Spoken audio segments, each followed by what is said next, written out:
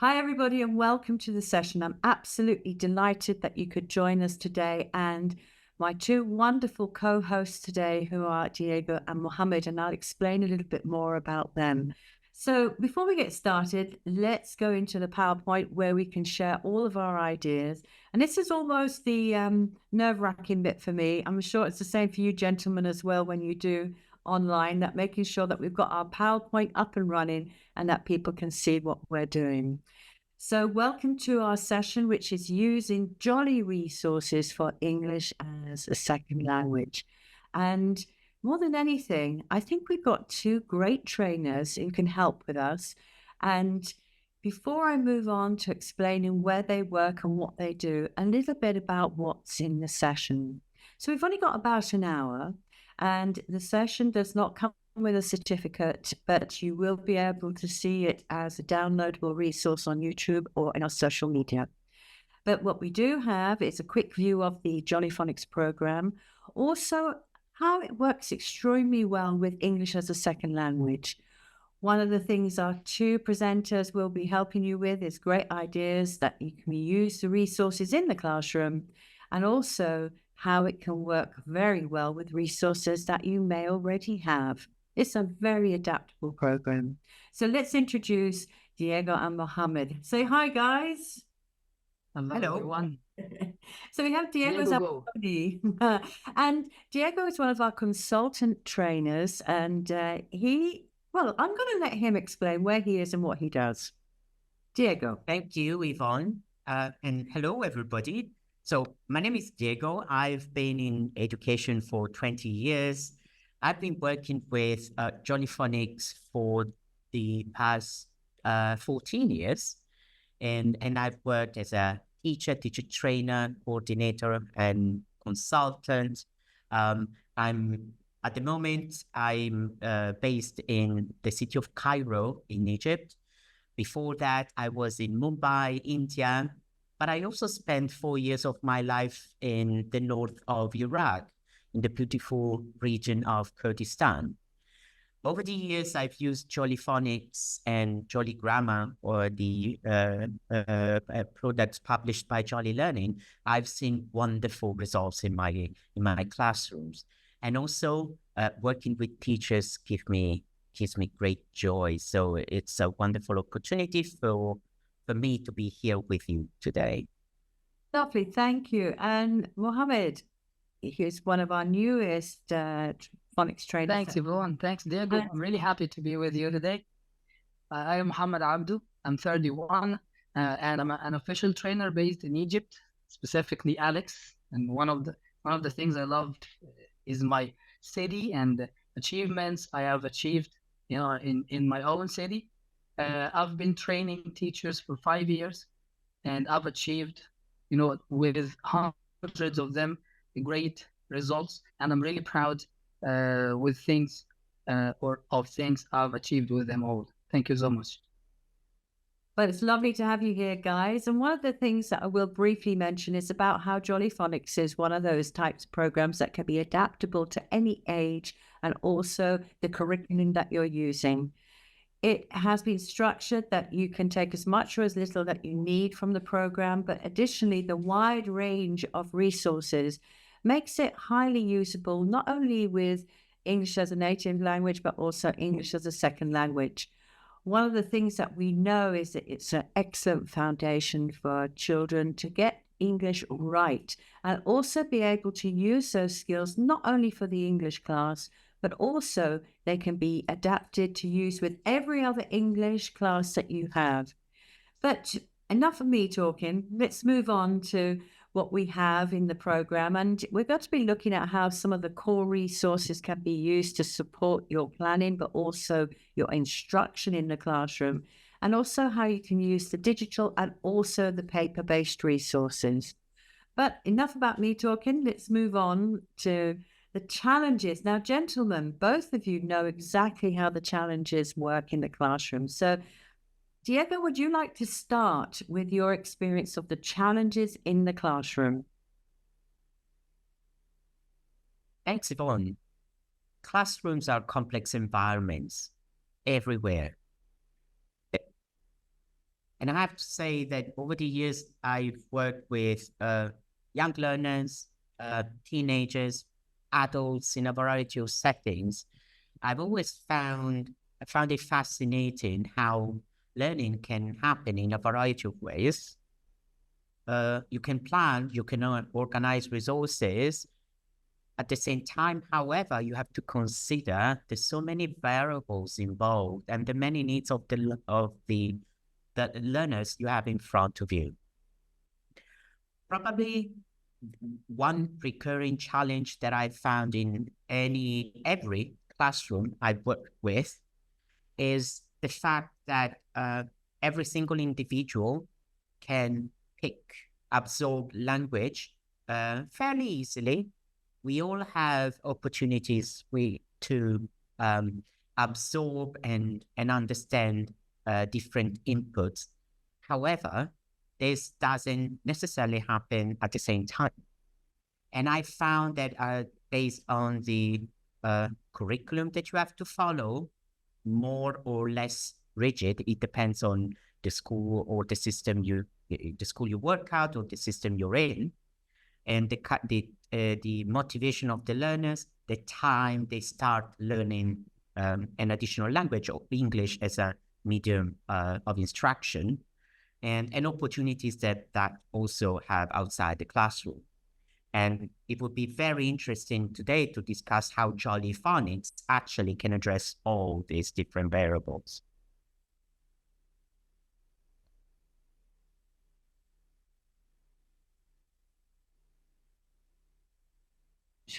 Muhammed, what would you like to add to this? Because again, your experience is similar, but also different to Diego's. Yes, of course. But maybe go to my own theory. This is one of the things I like to start with.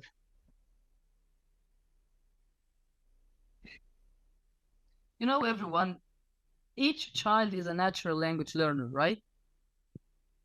Even if it's the first language or the second language, whatever. So let me explain this. Here, on the left side of our brain, we have here on the left, in the front, the Broca's area. And at the back, we have the Wernicke's area. I'll explain a little bit more about them later. But let me ask you a question.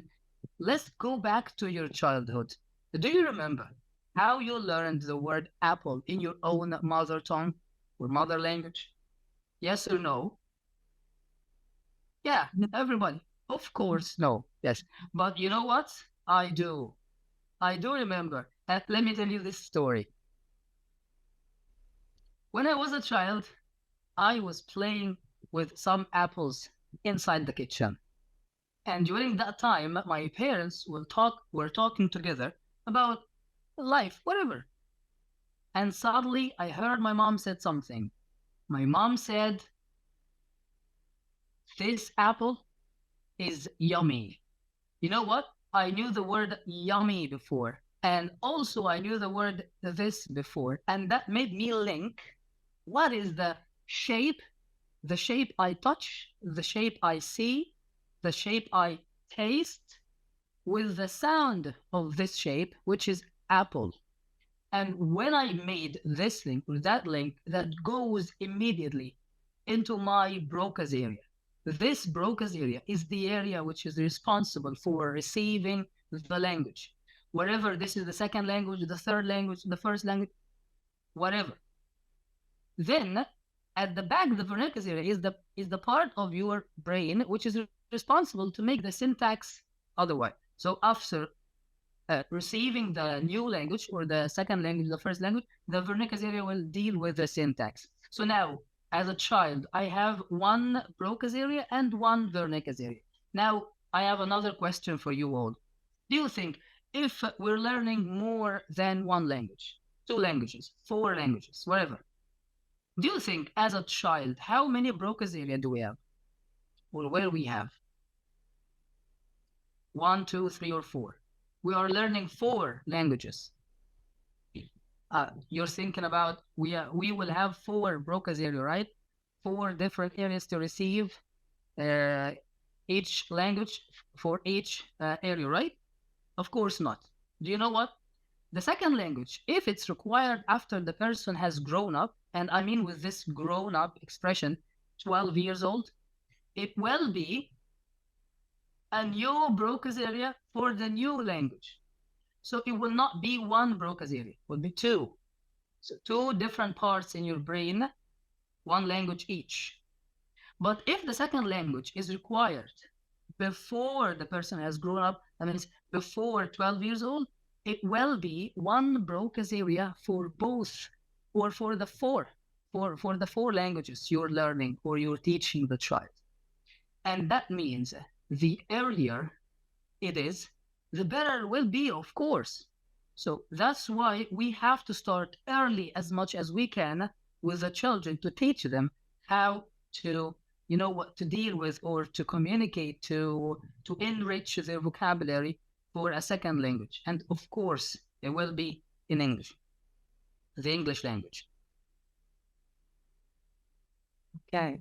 So as we see here on the slides, we've very, very... Yes, right. The second language after, there will be another Broca's area. Okay. So this is really quite interesting for us as teachers, because we need to know how optimize children learning their language.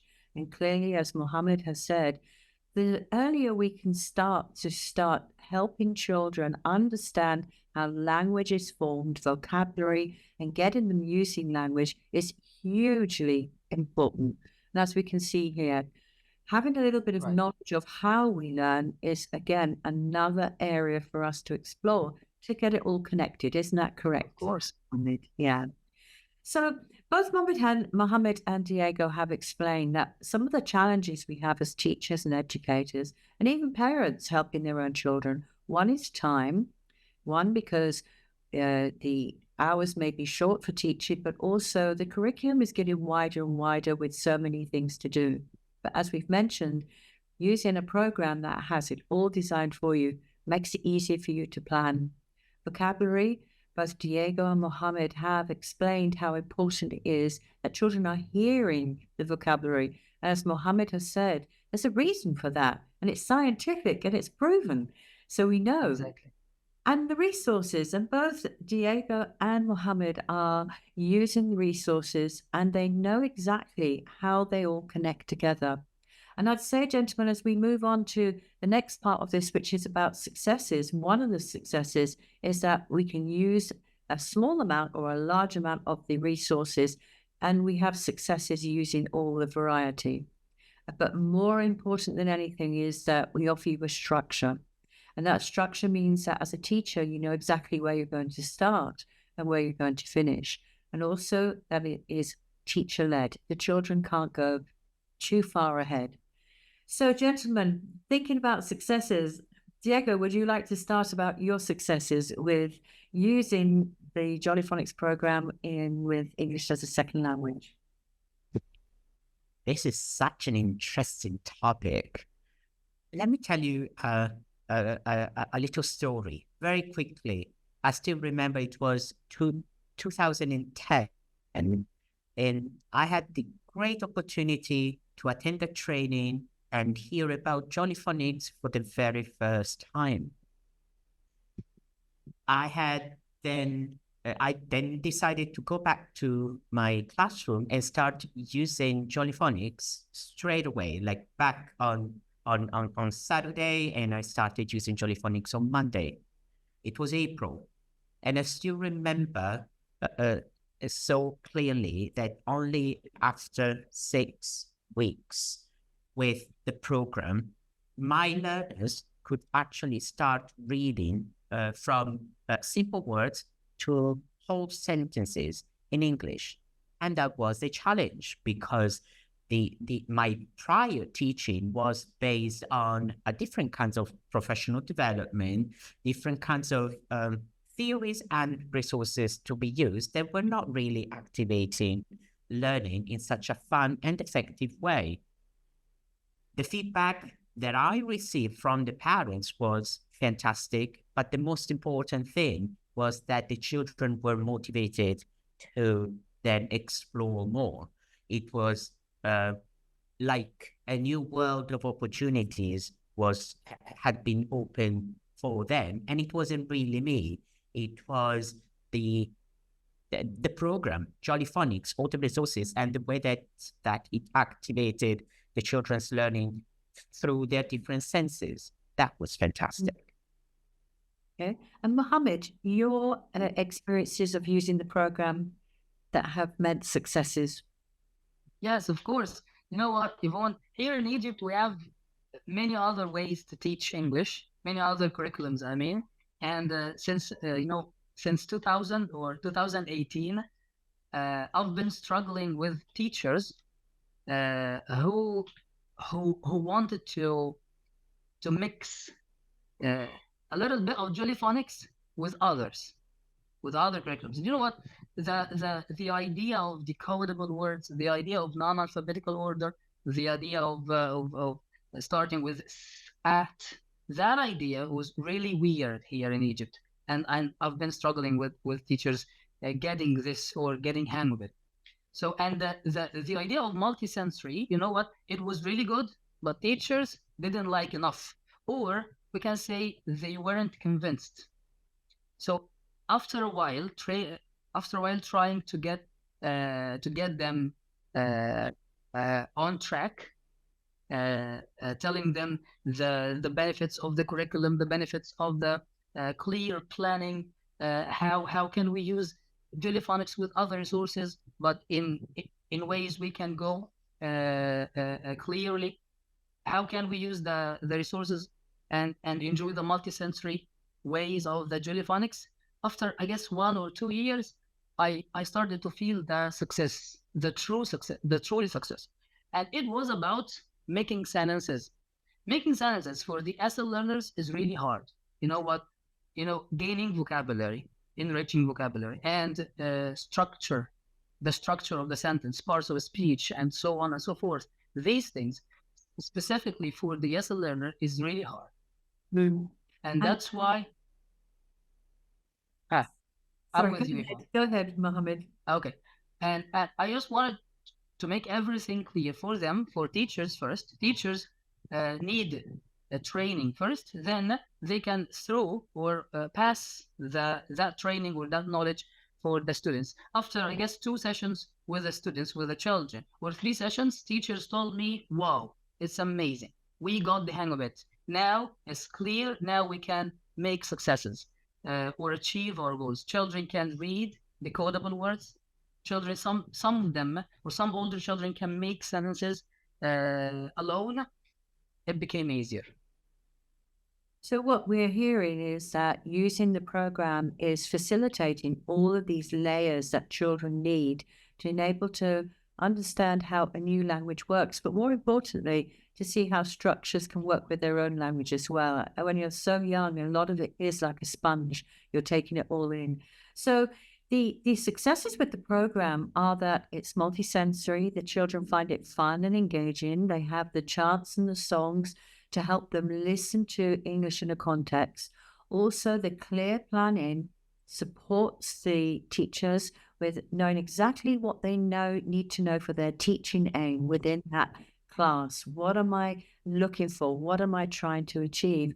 As well as also having lots of revision and tips on how to move forward.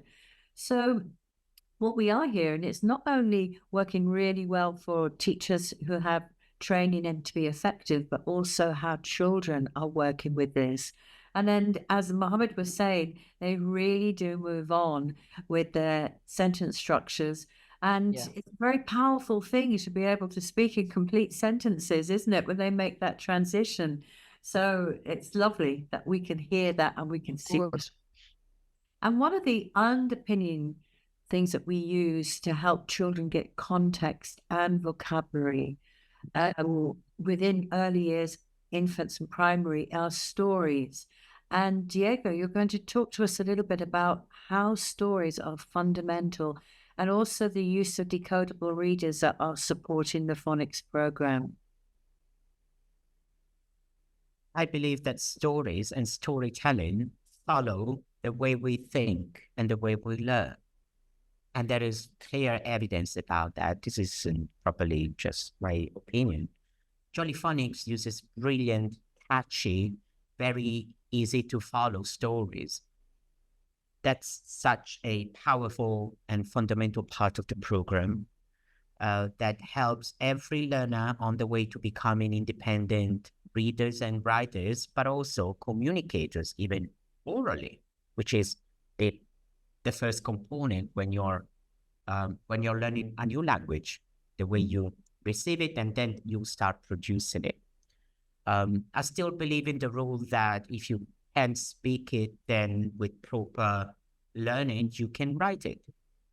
And Jolly Phonics has this, especially in a resource such as the finger phonics books, the big books, or the finger phonics books that follow in the smaller version, or in the Jolly Classroom application.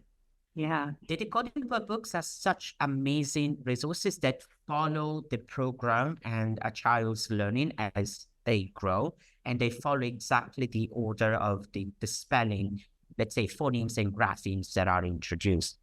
Wonderful resources, very easy to use, that you can also adapt to the needs of your group or classroom for independent reading, the whole class, or targeted smaller groups. That's just fantastic. Well, we're going to give Muhammed the opportunity to talk about the big phonic books, the big story books that are absolutely great. So, Muhammed, would you like to go forward with our first lesson, which would be the S sound? How would you do this in the classroom? Oh, my best part. Okay, let's go ahead. Okay, you know what? This big book or these kind of pictures are really handy. Imagine that you're inside the classroom and we're gonna teach right now sound. And we have that picture. Without that picture, you have nothing to do. Just telling the story, any story, and you know that the imagination of the children is working. And so what else? So tracing the sound on air, what else? So with that book, that big book, you have a big picture. You can enrich the vocabulary using that. So let's start. Guys, can you see a boy? Where is the boy? Do you think the red one is the boy? It's the boy over there, beside the dog. Wow, he's looking at the snake. The boy has a stick. Can you see? Repeat after me, a stick. Yes, he's pointing to the snake. Where is the snake? The snake is in front of the dog. What is the color of the snake? See, I'm going from the boy, the dog, the stick, then colors, and sometimes we can use shapes, as we're gonna see after a while. So what is the color of the snake? The snake is like, so this is something like, So now I'm going to move on to the really big mega version. exactly. Yeah. And Mohammed, what you were saying there, I can hear so much in that. I can hear preposition, adjectives. I can hear you making sentences. You're asking questions. So the children are getting something new all the time, aren't they? Exactly. And these vocabulary will be, you know what, repeated each time, or some of them at least will be repeated each time. So as an ESL learner, will hear them a lot, where sometimes engage with them, practice them. So that's all that we need. And Diego, I'm just going to ask you, because do you find that sometimes children who have really moved on, they might be on group 6 or group 7, they love to go back to the beginning and revisit the story because they've got more to contribute, because they've got more language? Absolutely. They just love it. And they will get to the point that they actually want to retell the story. They will be the ones telling the story to other children or in front of the class, or they would even get to a point they would, let's say, manipulate, change the story. And if you really think about it, all those are thinking processes. They are really complex. When they get there, that means that the language is there and they are acting on it. How brilliant is that? Yeah. And one of the little games, I'm going to ask you two gentlemen to join in with me now, is when I used to have the big books, and I'm going back a very long time, and there was not a lot of resources, I used to do something like this. So I'd say to the children, have you really looked? Have you really looked at the illustrations? Have you looked at the pictures? And they'd be looking and looking, and then I'd put on some Post-its and I'd say, oh, now, first of all, what colors can you see? So what colors can you see, gentlemen? I can see Yellow. blue. Blue and Red. what Oh, shapes yes. can you see? What shapes can you see? Oh, shapes, colors and shapes. A square. There's no square. Rectangle. Yep. I can see a triangle and a circle. A circle. Yeah. So, do you know, I could have put a square, I could have put it, I'm fitting it into probably what we're doing with maths, but the one thing is I'm using cross curriculum here. I'm using. I feel so good right now. Yeah. I can tell. I yeah, can and I- say the and- names of the shapes. You can say the names and shapes and everything. And I'm going to say to you, what is behind the yellow rectangle? What is behind the yellow Oh. rectangle? Can you remember, Diego? Can you remember? Oh, I'll do my best. I would say I'm not really sure. I'm tempted to say it's inky, but I also remember, you showed the shapes and then we got back to the main picture. I think there's a butterfly behind. It could be a butterfly. I'm not sure. You're I guess not it's sure. the tail of the snake. No, it's not a butterfly. Let's Oh. have a look. Oh, are you right? It's both. It's both. Yeah. Yeah. So as you can see, we've just played a little bit. I've covered over. This is just using probably Post-its that I may have drawn the shape and the colors. And we haven't got time to really go into all the games we can have. But as you can see, these are really easy, simple games. And as the children move on, I could move things around. But the point is, I'm getting them to talk to each other, curiosity, language. And if we think, can you remember what's behind yellow circle? That might not be so easy. Where is the yellow circle? Yeah, the The blue circle, you mean? Yeah. I guess it's inky. Inky Yeah. and the Inky, bird's head. right? Yes. So you seem Yeah, to be played that. And what I'm going to do now is Mohammed's going to explain how this could also work in another way. So Mohammed, what am I doing here with this little speech bubble? What is he saying? I'm trying to make them speak as much as they can. Maybe some one of them saying, catch him or go, any word. I'm trying just to encourage them just to speak. Say any word. I'm going to help them out. And Diego, what am I trying to do with this think bubble? Oh, that's a fantastic opportunity to engage the children, the students, in thinking about feelings and emotions or the thoughts that a character has. Yeah. Or what the character is maybe thinking. Yeah. So these are very simple little things that we do in our classroom to support this. But we also, I like to do this, is sometimes I have the arrow thinking, what happened? What happened before this?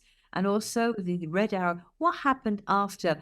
Because when we're working with second language, we're always thinking about the past, the present, and the future. Isn't that right, guys? Our whole life tends to be around tenses. So having some little indication, and I'm using the actions from grammar, the past, the present, and the future. So Yes, of children course. are beginning to think about that. That's another fun aspect.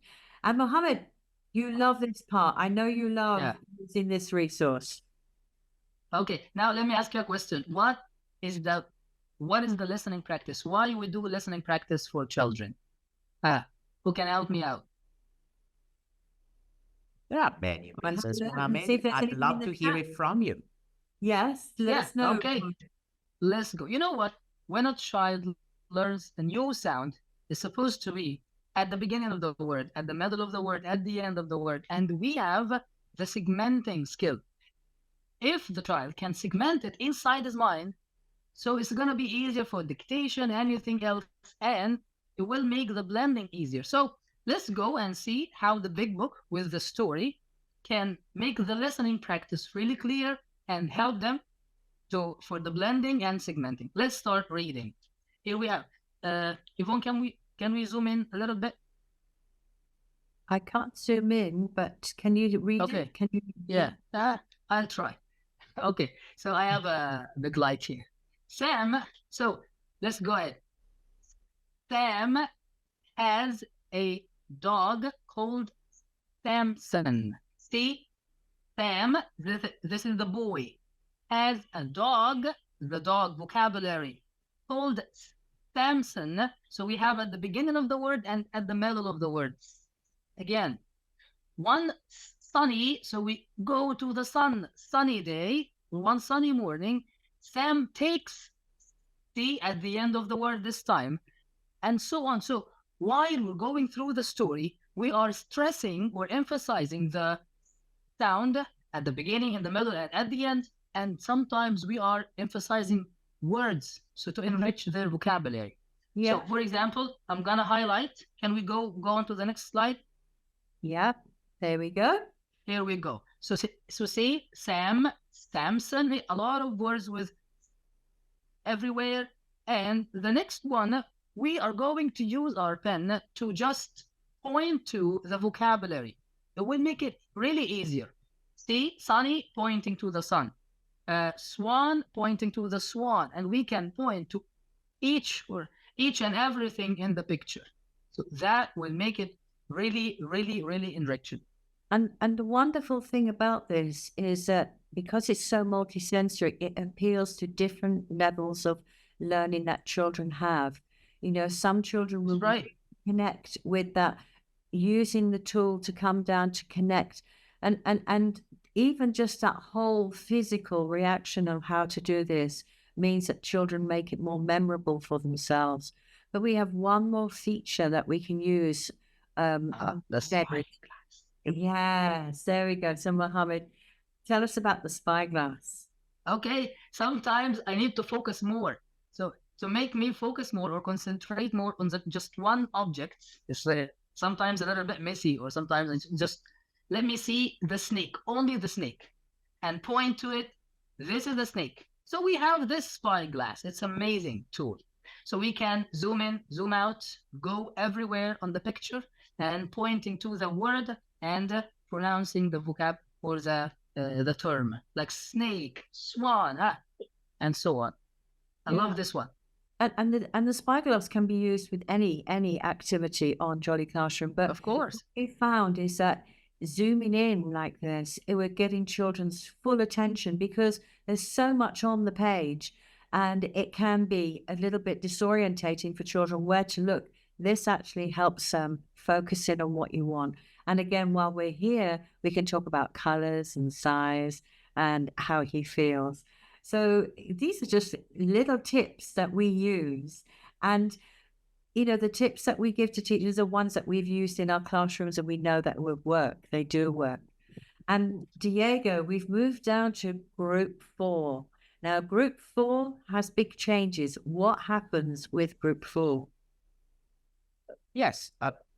Okay, first things first, everything that Muhammad mentioned for the sound applies to each and every story in the program. So you can use each story for the same purposes. Now that we are looking at the digraph A, this long vowel sound A, for the ones that already know Jolly Phonics at least a little bit, they know that the A sound is the first sound in the 4th group in Jolly Phonics. And it is the first time that the long vowel sounds are introduced. And that's a very important feature of the English language. The A sound in particular is a long vowel sound that in many cultures, or let's say many contexts, we definitely have to work on quite a lot. Some people say we have to slow down. I would say we have to keep working. Let's make sure we have to keep giving children time and opportunities to make practice, to absorb the sound and reproduce it, find it in words and reproduce it for reading or writing. Now, in the slides, you see that it's mentioned scaffolding. That's so essential. This is something that should happen in every language class. And here, you can definitely revise vocabulary, see the picture, how rich, but also balanced that is. It would you can even add more, but it isn't really crowded that would take the attention away from the target, the objective of the lesson or the sessions. And if we can go on, Yvonne, please. Okay, so you can tell the story. You can play with the action, that's the story, and the sound a.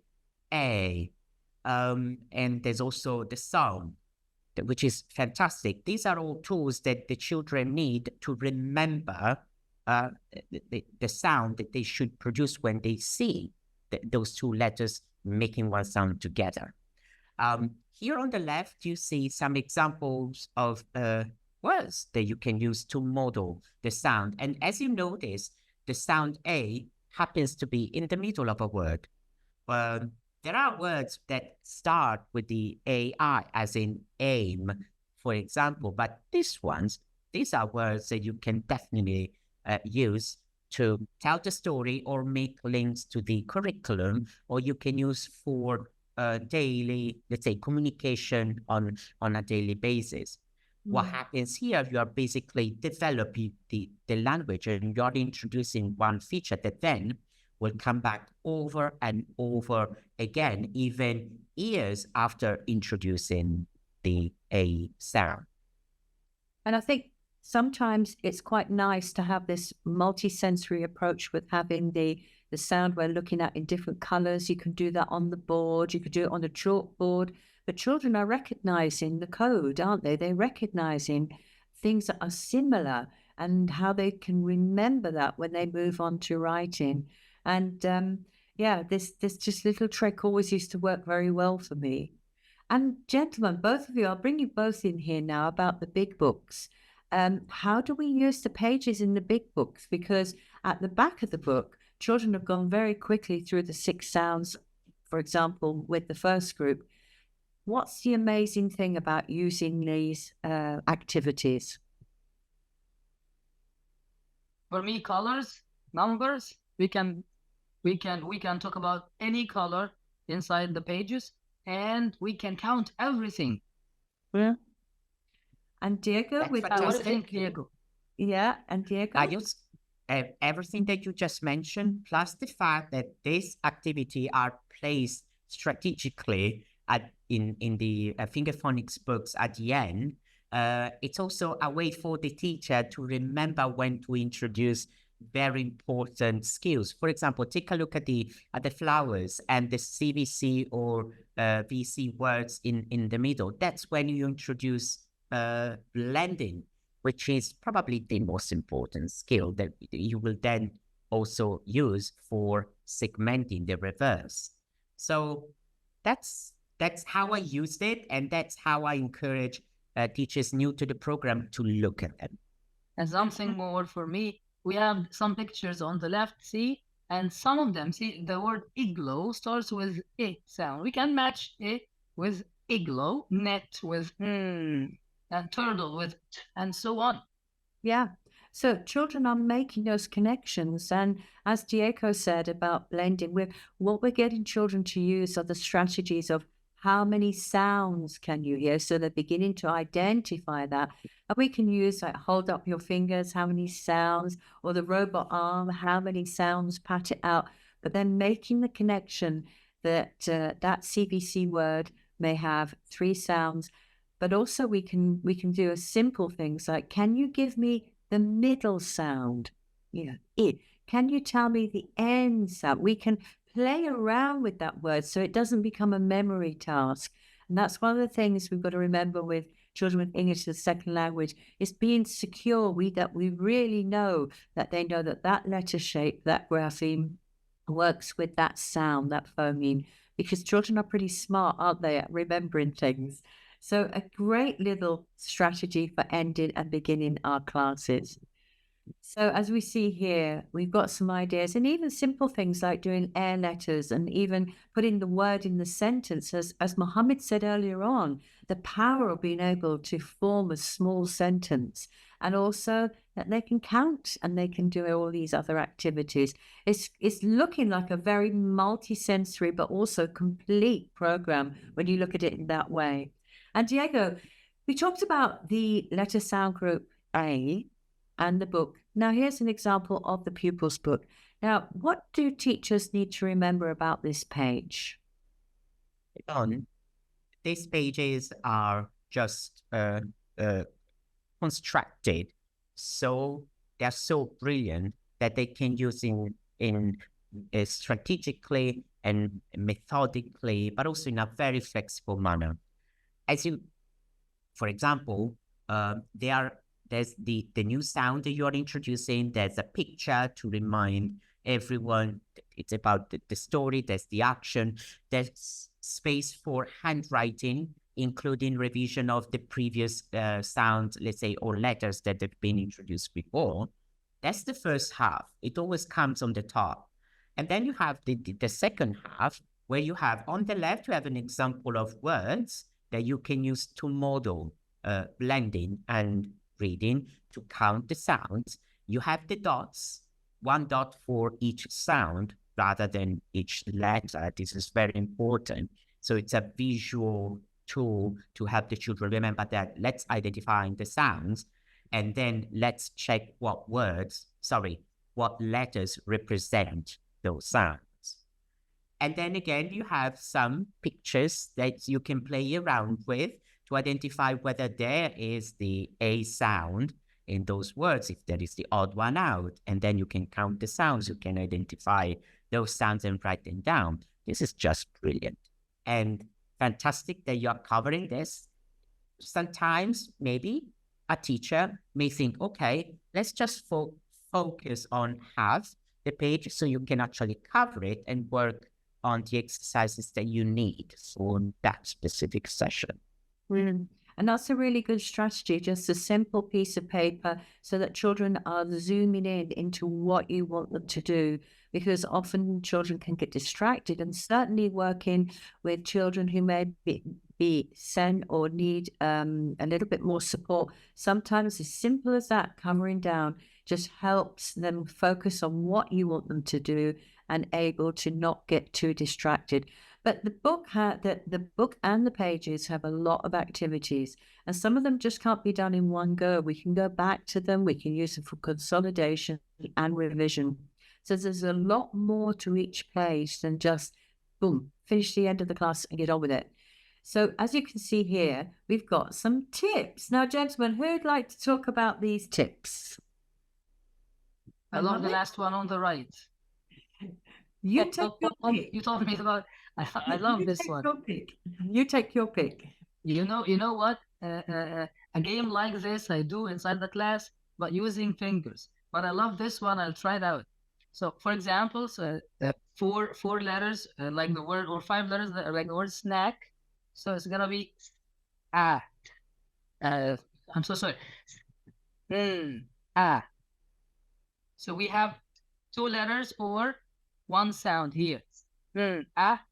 So this one, pop, pop, pop, pop, is gonna be really funny and engaging. Yeah.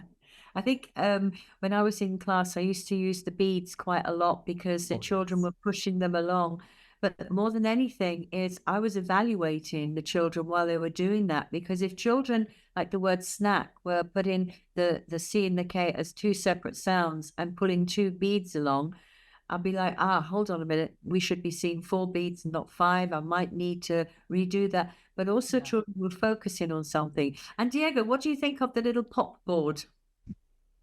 That's just brilliant, Yvonne. And if I really think about it, I would say this is something that you can use probably in any context. Generally, it's very cheap, so it doesn't, let's say, have such a big impact on, let's say, the finances of the teacher or the school. So it's very easy to use in many different places, in many different ways. And I have to say, the children I work with, they just love it. And they can even stay, it helps them focus as well.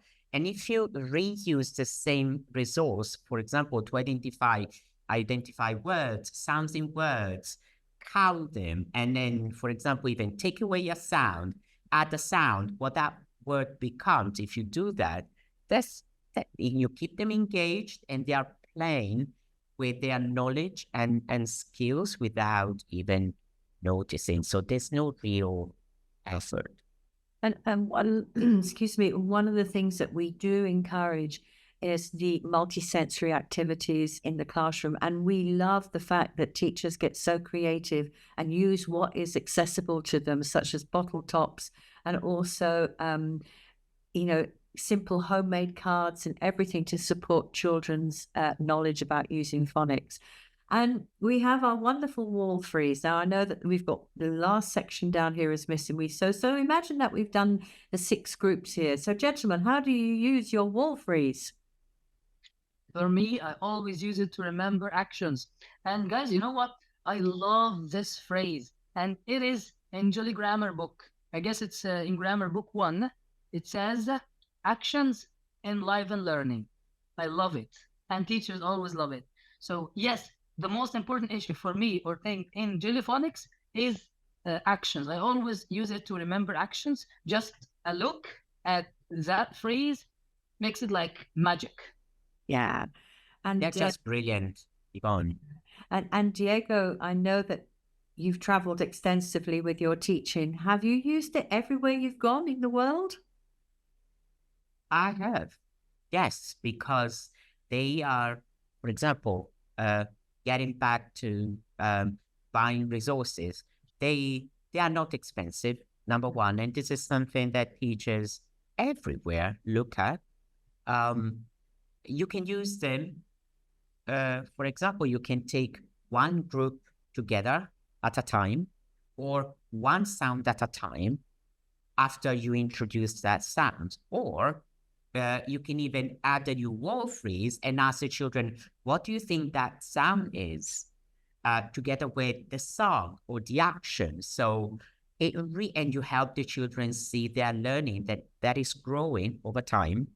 And they're so beautifully constructed that it's also for a teacher new to Jolly Phonics or even a more experienced teacher to go back and forth and use them while you're doing it in the classroom, while you're using Jolly Phonics or you're doing another activity, and you can just go back there and remind, for example, let's use the action or the song, or even to check the vocabulary or retell the story.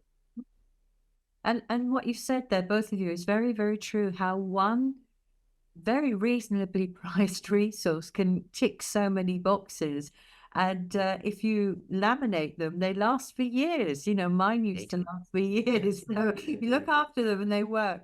And we have the bumper book, resource book, and it's one of those resources that we use a lot of because it gives you some idea of making connections if you're the teacher who is doing arts and crafts or maybe other activities within the class, making some connections to what they learn. We just don't want phonics to be in isolation. We want children to make connections all the time. And there's some fun, great activities in here, a lot using recycled resources to make it even more real, what you're learning. It's given it a voice, it's given it a presence. But also, a lot of these are things that can be added to children's learning folders as they're moving along in reception and infants to demonstrate their fine motor skills and hand-to-eye coordination. So it's a lovely little book. So, oh, wow, we've got some nice resources here. Now, Muhammed, talk about the ping pong balls. How can we use those ping pong balls? No, please let me take the big ball. Oh, you take the big ball. Okay, you take the big ball. I said, Diego, you know what? I always like to mix the colors with everything. So the numbers and the colors. So we have, for example, the white column or the white part. How many words we have in the white part? Let's count. 1, 2, 3, 4, 5, 6, 7, 8. So the word number 2 in the white part, what is it? Let's see. It's him, and so on. So the word number 3 in the red part, and so on. It's an amazing way to revise the tricky words and colors and numbers. Yeah, and the fact that it's a beach ball means there's not too much damage in the classroom. Yes. And it's really good because, as you said, we can have it as, we're using numeracy. What's the third? What's positions? Vocabulary to discern Exactly. and putting it in a sentence. So I love that. And Diego, what about the ping pong balls? Oh, those are just brilliant because, again, they are reasonably priced, and the children would love to paint them, to use the different colors, and then we can write on them. We can use them in the classroom. We can have one big set, or we can create smaller sets to use in smaller groups. They are just lovely, and you can pick 2 or 3 words and try to build a sentence independently or with a partner. You can do co-teaching, modeling, and you can even redo it a few times so that you will have teams of children. One is working as the teacher and the other one is the student. They help each other, and you can then model certain behavior or certain language that you can use while they are learning the language, and they are expanding it with a wonderful, let's say, toy or resource. Isn't it brilliant? Yeah, and it's such a versatile resource in that I used to have these in a big sweet jar, and you could say to the children each time we put a new tricky word in, only read the red ones, only use the blue ones, and you're getting them to think or give them read a red, yellow, blue, so they had to chunk that information and remember that, and also read them out. So there's lots of ways you could do that. And look at the humble post-it. And I used to use a lot of post-its in my class. And you can see here we've moved on a little bit to the floss rule. So children are beginning to identify that. And so again, with the post-its, you can make it as easy or as complicated as you like. It's very simple little activities that are bringing children back to language and also the program, and a great resource. Yeah. And Yvonne, yes. Sorry, one quick thing about the post-its. The double consonants, for example, that's a very good example where you can play with that while you're working on the different languages that the children know in your classroom. And you can see the interference of the dominant language on English. Let me just give you an example. The double consonants for Italian speakers of English, that's tricky because a double consonant in Italian would be a longer sound, while in English, double consonant, it's exactly the same sound. So if a teacher is intentional there, very cheap resource, but so powerful, and you can keep changing it according to the needs of your students. Yeah, and again, tips like these we need, Diego, because of course we are often working in our own isolation, but we have children who come from other countries who are speaking their mother tongue, and we need to be mindful sometimes of their first language and how they're learning English. And on the website, we have a lot of free resources. And as you can see here, it's just a few. But what we have is additional ones that maybe you can give to children who need some reinforcement, or children who are quite advanced and they want something more challenging. Again, here we're using, dual coding where we have language and we also want them to do some writing. We have images and language. And I love the I Spy. The I Spy is a great one. Even if you were to say, can you find something that begins with, can you find something that begins with, we can use the association between vocabulary and also letter sounds. And Diego, you're going to talk a little bit more about this. In fact, I am. Yes. Yvonne and Mohammed, you may agree with me that we would be spending hours and hours discussing this. But the fact is that Jolly Phonics and all its resources, for example, the decodable readers, help every teacher in the world with the teaching and the learning happening in the classroom and even at home or outside school. Those are beautiful resources, very carefully selected language to follow the sounds that have been introduced. And you can use them as they are, or you can make links to the curriculum. You can use same topic across levels, for example. This is just fantastic. That's why we say that they provide structure, but also flexibility. So that's a very good resource that then you can even use to develop writing in the classroom in many different ways. And Yvonne, allow me to say that sometimes this is more for the teacher rather than the students. And I'm saying this because I know I can talk about my own experience. I've learned many things over time just by using the resources, observing and analyzing how the children were receiving them, they were using them, and then develop my own knowledge. And it takes time, which is really fine. It would take years of practice. You can use them to develop writing. We introduced this because there is the idea, okay, if storytelling really follow the way we think and learn, then we can definitely use stories and books to develop writing. Why? Because books provide language models, for example. Number one, you can select a topic and you can use some of the decodable books to develop that topic. You can use it for different kind of genre. It can be for a report, narrative writing, to write a letter, for example, that then can be used for assessment of writing skills.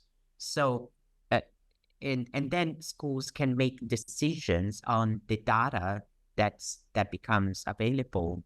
And it doesn't have to be extremely sophisticated, but this is such relevant data coming from resources that are already included in Jolly Phonics.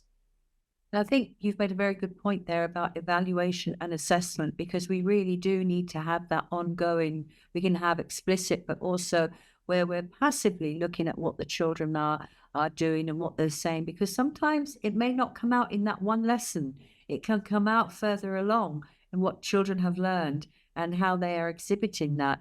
So, and also the decodable readers give the children to take everything that they know and put it into practice. So the decodable stories are working on children's knowledge of blending and segmenting, using the tricky words, punctuation, all those different aspects, and we can help them with that. But also it's a massive skill. And how do you use reading, Muhammad, in your classes? I've been always asking, Mr. Muhammad, are the children going always to read just words, separate words, snack, sit, sat, so there are no sentences? I said, yes, there are. So where? Teachers, whenever they see the orange level and so on, the red level and the yellow levels, they said, wow, really? They do exist? So yes, of course, we have pictures linked to the sequence of the stories, and the stories are decodable. It's amazing. This is the receptive skill for the writing, as Diego said. And I think also the value of the books that children are interacting, the curiosity they have with the pages, right, and they're developing awareness of their own skills in being able to read is a magical thing to see. And as we mentioned, evaluation and assessments is always ongoing. As teachers, we can say that we're always looking at those children who may not be picking it up. Do I need to slow down? Are we on track? Do I need to revise?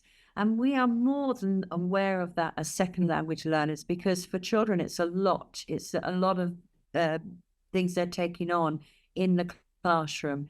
So having these strategies in place is also a great way for them to have fun. Because, gentlemen, I'm sure you will agree, that is the essence of learning as well.